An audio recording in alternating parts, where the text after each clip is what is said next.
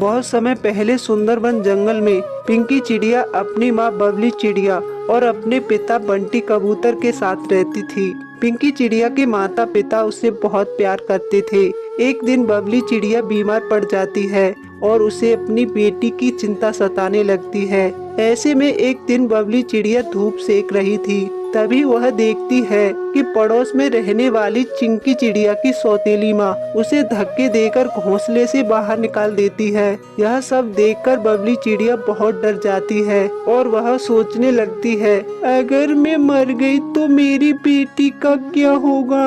अगर बंटी कबूतर ने दूसरी शादी कर ली तो सौतेली माँ इसी तरह मेरी बेटी को घर से बाहर निकाल देगी। जब शाम को बंटी कबूतर घर लौटता है, बबली उससे कहती है, सुनो जी, अगर मैं मर गई तो तुम दूसरी शादी मत करना, वरना सौतेली माँ मेरी बेटी पर बहुत अत्याचार करेगी। यह सुनकर बंटी कबूतर उसे समझाते हुए कहता है, बबली चिड़िया, मरे तुम्हारे दुश्मन, तुम कैसी बात कर रही हो? तुम्हें कुछ नहीं होगा, तुम जल्दी ठीक हो जाओगे। नहीं, आज तुम्हें मुझसे यह वादा करना होगा कि मेरे मरने के बाद कभी दूसरी शादी नहीं करोगे। बबली, मैं तुमसे वादा करता हूँ कि मैं दूसरी शादी नहीं करूँगा। कुछ दिन इसी तरह गुजर जाते हैं। बबली की हालत दिन पर दिन बिगड़ती जा रही थी और एक दिन वह मर जाती है। पिंकी चिड़िया अपनी माँ से लिपटकर रोने लगती है।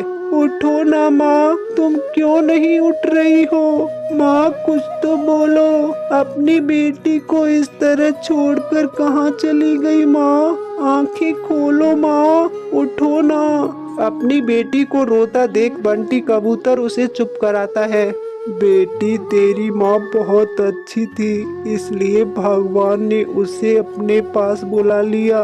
बंटी कबूतर अपनी बेटी का ध्यान रखता था, फिर काम पर चला जाता था। एक दिन उसके घर काला कौवा आता है और उससे कहता है, तुम कब तक भाभी के गम में इस तरह डूबे रहोगे?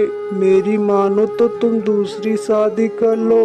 पिंकी अभी बहुत छोटी है, उससे माँ की जरूरत है। काला कौवा बंटी कबूतर को बहुत समझाता है। ना चाहते हुए बंटी कबूतर काले कौवे की बात मान लेता है और वह टूनी चिड़िया से शादी कर लेता है। टूनी चिड़िया शक्ल से बहुत भोली थी, वास्तव में वह बहुत निर्दयी थी। टूनी चिड़िया बंटी कबूतर के सामने पिंकी चिड़िया से बहुत प्यार करती थी, लेकिन उसके काम पर चले जाते ही पिंकी चिड़िया पर अत्याचार शुरू कर देती थी। एक दिन पिंकी चिड़िया से कहती है, ओ महारानी, चल उठा झाड़ू और मेरे कमरे में झाड़ू लगा, फिर आकर मेरे पैर दबा, और खबरदार तूने अपने बाप से कुछ कहा तो मैं तेरी बोटी बोटी काट कर चील को खिला दूंगी। तेरे बाप को पता भी नहीं चलेगा। अपनी सौतेली माँ की बात सुनकर पिंकी चिड़िया बहुत डर जाती है और अपने पिता से कुछ नहीं कहती। एक दिन पिंकी चिड़िया की तबीयत कुछ खराब थी। टूनी चिड़िया उससे काम करने को कहती है। पिंकी चिड़िया मना कर देती है। माँ, आज मेरी तबीयत बहुत खराब है, इसलिए मैं घर का काम नहीं कर पाऊंगी। मुझे बहुत कमजोरी महसूस हो रही है। आज आप घर का काम कर लीजिए।